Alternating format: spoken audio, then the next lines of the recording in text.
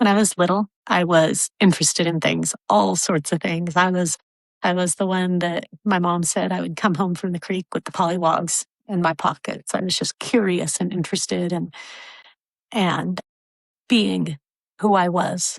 Somewhere along the way, I was taught something different, mixed up. I was taught that at first you need to do things, then you get to have things, and then you get to be. You get to be.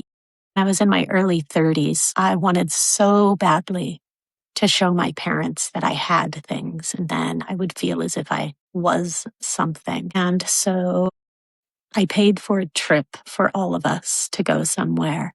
And it was an interesting thing that happened because I got really sick on this trip to the point where I couldn't even enjoy it. I was coughing all night. My body literally was combating the thing that I was forcing myself into. I didn't have the money for this trip. I should have used the money for something else. And I know that in my heart, but I wanted so bad to show them that I had things so that they would think I was something. I remember coughing and coughing through the night and coughing on the airplane and how horrible that felt. Right here, it was so tight in my chest. And when you go into the havingness without the beingness, your body a lot of times will react. Now, I want to contrast this to something that my dad and I shared.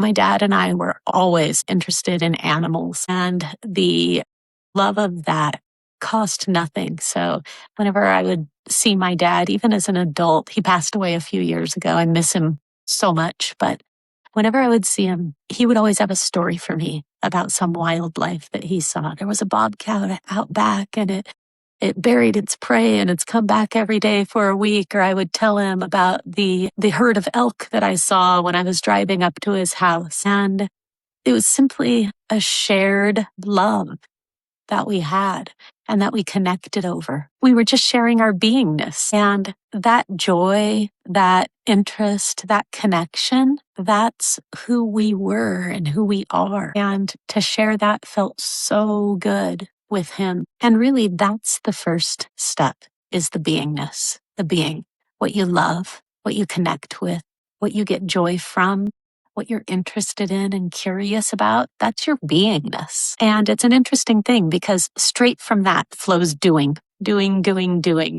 And it's something that when you really get in contact with who you are, with what you enjoy, with what interests you, the doing flows naturally. You don't even have to think about it because you are curious and you want to try something or share something. Out of that, havingness just flows. It's not something that you have to work toward or push on. It's just there. I have that memory of that connection with my dad now.